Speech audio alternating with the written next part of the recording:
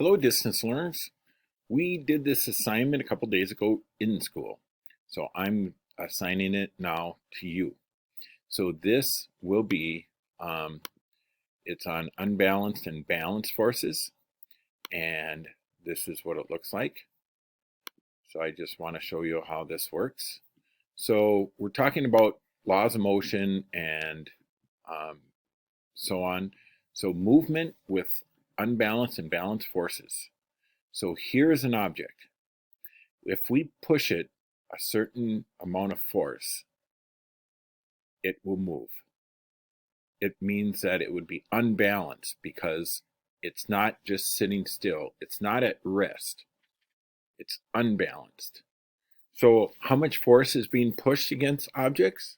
Well, you measure them in newtons, also abbreviated with a capital N. Just like 4 inches, you might abbreviate it 4IN period, or 4 millimeters would be 4 little mm, and so on. But for the force, you abbreviate it with an N.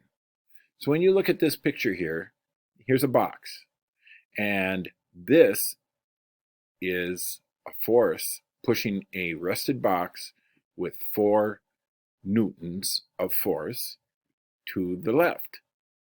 So that's what the net force is. There's no other force pushing it or pulling it. It's just 4N in one direction. So the answer would be 4N to the left. Here's one where you could think of two different people. One person on this side is pushing it this way. One person on this side is pushing it this way, sort of in a tug of war, but it's actually pushing rather than pulling on a rope, right? Pushing a box. So someone with a lot of strength on this side is pushing it 7 newtons this way. Remember, newtons are measurement of force.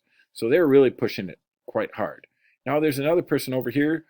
They can't keep up with him or her, but they're pushing it, and they are able to push at 2 newtons on this end and trying to hold this person back. But this poor person is winning, right? So the box is going to the left. So in order to figure this out, the net force would be 7 minus 2, and this person's actually pushing it 5N to the left because this is where the box is going. The next one, here we have one person pushing it 4N to the right, one pushing it 4N to the left. So, what do you think that one is?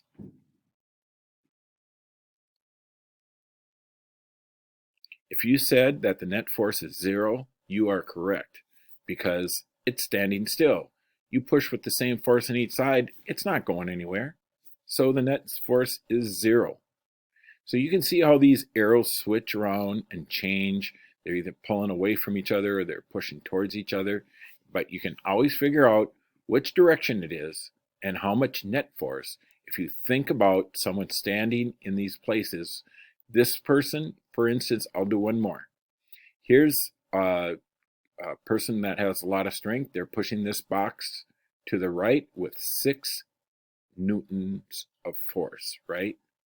And this person is pulling it with 3 newtons of force. So together they're going the same direction. If they're going in the same direction, you add them together.